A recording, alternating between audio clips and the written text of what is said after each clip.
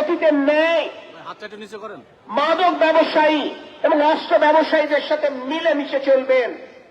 আমি যশোরের police super এবং যশোরের জেলা প্রশাসক খুলনা রেঞ্জের ডিআইজিকে বলবো, প্রয়োজনে যশোর সহ সমগ্র দক্ষিণাঞ্চলের আইন শৃঙ্খলা বাহিনীর কাঠামো নতুন করে গড়তে হবে, যাতে করে এই অঞ্চলকে আমরা সন্ত্রাস মুক্ত এবং মাদক মুক্ত করতে পারি। পরিশেষে আমি আমার বক্তব্য আর দীর্ঘ করতে চাই না।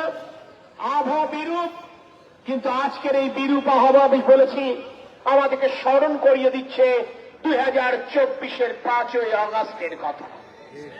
সেদিন সকাল 8টায় মুষলধারে বৃষ্টির মধ্যে আমরা মণিহার চত্বরে সমবেত হয়েছিলাম। মিছিল নিয়ে আমরা ঈদগাহ ময়দানে উপস্থিত হয়েছিলাম। আমরা কেউ জানতাম না হাসিনার পতন হবে কিনা, হলেও কবে হবে, কোন মুহূর্তে হবে।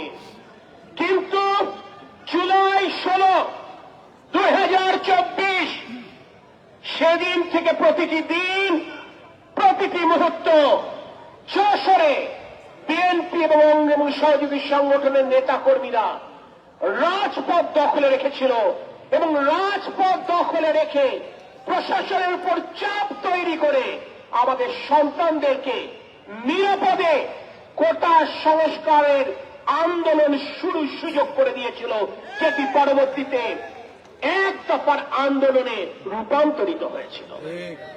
তাই আমি বলতে চাই যে নতুন বাংলাদেশ বিনির্মাণের সুযোগ এসেছে।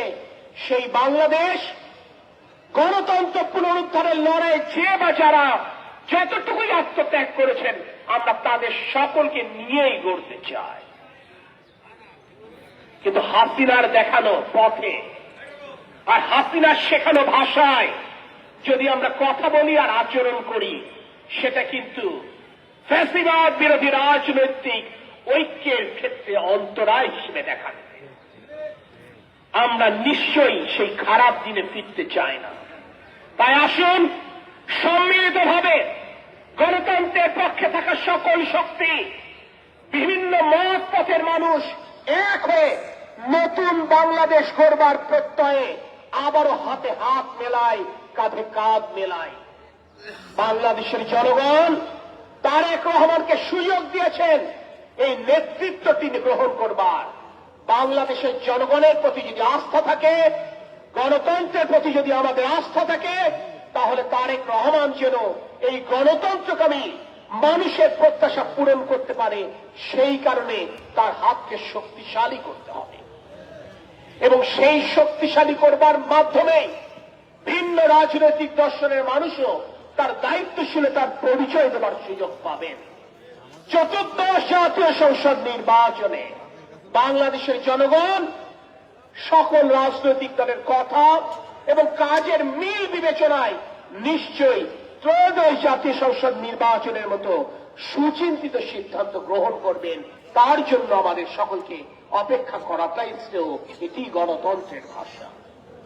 আপনাদের সকলকে আল্লাহর রহমত কামনা করে, সকলের সুস্থতা এবং দীর্ঘায়ু কামনায় আবারও ফ্যাসিবাদ বিরোধী এই গণতান্ত্রিক আন্দোলনে আমরা যাদেরকে হারিয়েছি, যাদের আত্মত্যাগের বিনিময়ে আজ এই জায়গায় উপনীত হয়েছি, তাদের প্রতি শ্রদ্ধা নিবেদন করে, ভুক্তভোগী পরিবারবর্গের প্রতি সহমর্মিতা প্রদর্শন করে আমার রাজনৈতিক সহযোদ্ধাদেরকে সালাম জানিয়ে আমি আমার কথা শেষ করছি।